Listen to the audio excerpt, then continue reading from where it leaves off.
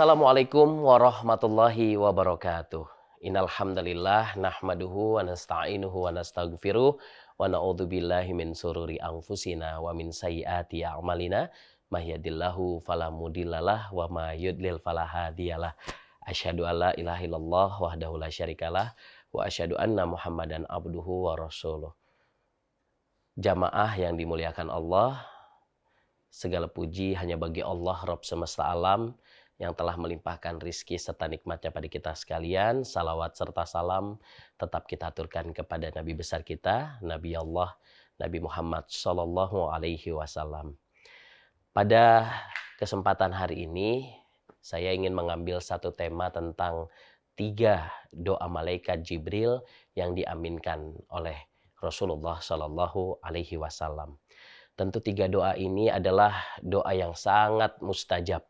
Karena bagaimana yang mendoakan adalah malaikat Jibril, malaikat terbaik Allah Subhanahu wa taala, kemudian diaminkan oleh Rasulullah Shallallahu alaihi wasallam, manusia terbaik. Kira-kira apa doa malaikat Jibril yang diaminkan oleh Rasulullah Shallallahu alaihi wasallam? Ini diriwayatkan dari hadis riwayat Bukhari, di mana ketika Rasulullah Shallallahu alaihi wasallam ingin menaiki mimbar, kemudian di anak tangga pertama Rasulullah mengucapkan amin. Di anak tangga kedua Rasulullah mengucapkan amin.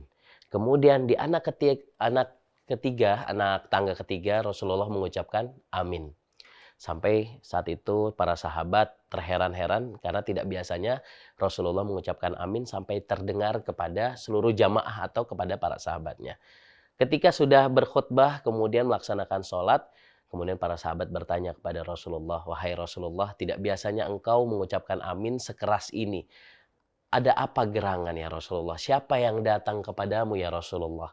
Kemudian Rasulullah bercerita dan menyampaikan kepada sahabatnya, "Baru saja malaikat Jibril datang kepadaku dan ia berdoa." Di anak tangga pertama, malaikat Jibril berdoa, "Celakalah bagi mereka yang mendapatkan bulan suci Ramadan, akan tetapi dia tidak mendapatkan ampunan dari Allah Subhanahu wa taala." Kemudian Rasulullah mengucapkan amin.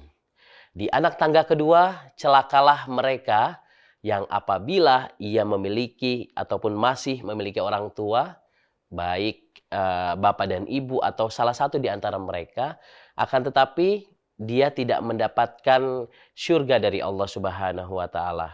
Kemudian Rasulullah mengucapkan amin.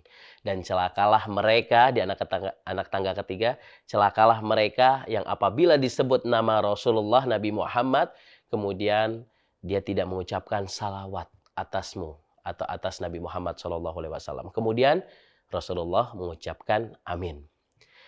Dan tentu ini menjadi sebuah pelajaran di mana yang pertama, apabila kita diberikan kesempatan oleh Allah Subhanahu wa taala di bulan suci Ramadan, bulan yang penuh dengan keberkahan, bulan yang penuh dengan ampunan, akan tetapi ketika Ramadan berlalu kita tidak mendapatkan ampunan dari Allah Subhanahu wa taala. Karena kita ketahui bersama bahwa Ramadan ini adalah bulan yang penuh dengan keberkahan, bulan yang penuh ampunan. Segala aktivitas kita, ibadah kita, baik yang wajib ataupun yang sunnah, ini akan menghapuskan segala dosa-dosa kita. Bahkan apapun yang kita lakukan kebaikan-kebaikan, ini akan dilipat gandakan oleh Allah Subhanahu wa taala dan ini akan berefek ketika kita berada di akhirat nanti.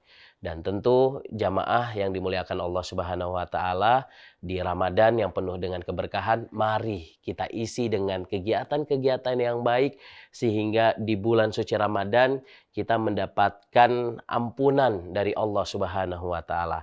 Termasuk juga yang kedua, apabila dia memiliki orang tua ataupun salah satu di antara mereka, kemudian dia tidak mendapatkan keberkahan, bahkan dia tidak mendapatkan surga. Karena kita ketahui bersama bahwa orang tua ini adalah, berbakti kepada orang tua adalah hal-hal yang tentu ini sangat baik di mata Allah.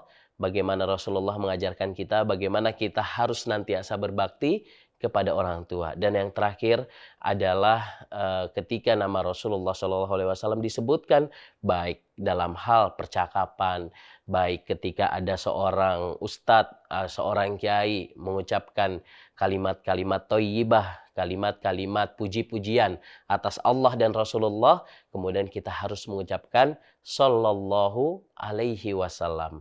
Nah, semoga dengan hal-hal yang tadi sudah saya sampaikan ini sangat bermanfaat. Bagaimana kita harus memanfaatkan Ramadan dengan sebaik-baiknya. Kemudian kita juga harus manfaatkan kehadiran kedua orang tua kita atau salah satu di antara mereka dengan sebaik-baiknya. Dan yang ketiga, ketika nama Rasulullah SAW disebutkan, kita harus senantiasa bersalawat.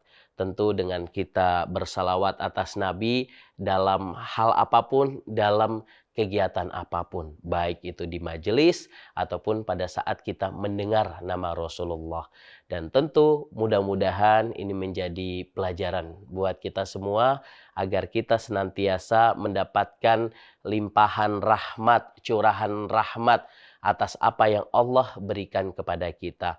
Mumpung kita masih sehat, kita masih bersama orang tua, harus senantiasa dijadikan hal-hal yang baik agar kita sebagai umat manusia senantiasa menjadi umat terbaik dari Rasulullah SAW.